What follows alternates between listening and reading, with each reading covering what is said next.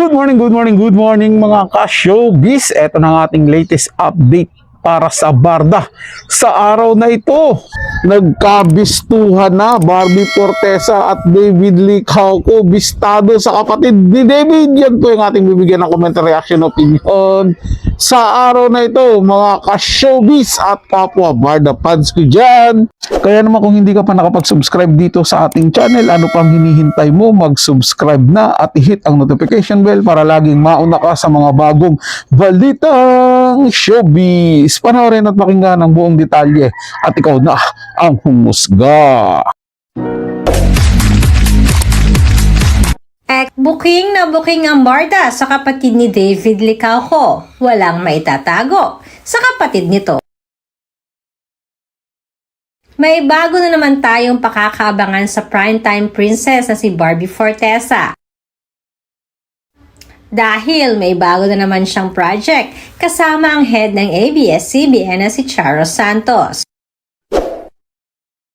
Until She Remembers, yan nga ang title ng new movie ni Barbie Fortesa. At after nga na maipost ito sa social media ng Star Cinema, ay napakarami ng magagandang comment para kay Barbie. Ayon sa isang comment, ang bigat di umano ni Barbie Fortesa dahil isang Charo Santos ang kanyang makakasama. Pagpapatunay lamang di umano na malaki talaga ang tiwala ng both networks kay Barbie Fortesa. Alam na naman natin na sadyang hindi matatawaran ang galing ni Barbie pagdating sa kanyang pag-arte.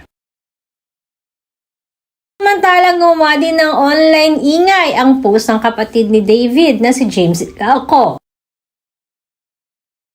Dahil sa isang post na ito sa social media na every Monday di umano ay Barda Day.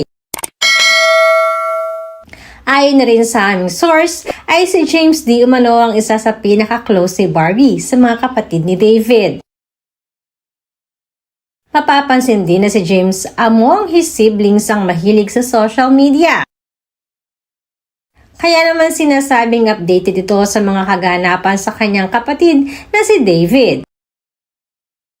Magpahanggang ngayon ay marami pa rin ang nag-aabang sa maging bagong projects ng Barda. Kaya abang-abang lang tayo at malay natin, soon ay mangyayari din ito. Ako mga ka-showbiz, walang kaduda-duda at kailanman hindi ako nawalan ng pag-asa na muling magsasama sina Barbie Fortesa at David Licauco sa isang proyekto na kagaya po ng dati. Tiwalang-tiwala po ako dyan, mga ka-showbiz. At ako'y naniniwala din talaga na merong time talaga para sa Barda. Ibig sabihin na may oras sila, may araw sila na parang ito moment natin to. Tuwing ganitong araw tayong dalawa lang, wala nang iba. Parang ganyan yung mga ka-showbiz, mga kapwa Barda fans ko dyan. Siyempre sila lang nakakaalam yan. Sila lang ni Barbie at ni David. Kung ano man yun, kung kailan man yun. Kaso nga lang, parang mayroon atang isang nakasilip na tuwing Monday daw ang Barda time.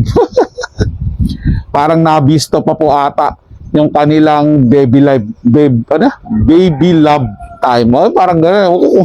Tama ba yun sa akin? Basta yung moment nilang dalawa, ni Barbie at David, yun. Basta happy silang dalawa at regular na magkasama.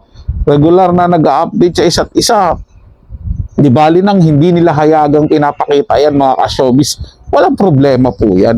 Ang mahalaga kasi dyan is masaya sina Barbie at David sa isa't isa. At waiting na lang tayo doon sa proyektong mangyayari. Ngayon, kahit hiwalay man na proyekto meron sila, hiwalay man yung kanilang ginagawa, still alam kong darating yung time na pagsasamahin din yan silang dalawa kasi yun ang hinahanap ng karamihan ng mga tagahanga ni Barbie at ni David Licauco.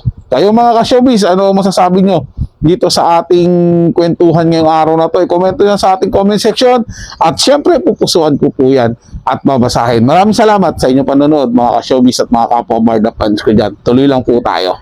para sa mga bagong balitang showbiz. Ugaliing tumutok dito sa ating channel at mag-subscribe at i-hit ang notification bell para laging mauna ka sa mga bagong balitang showbiz.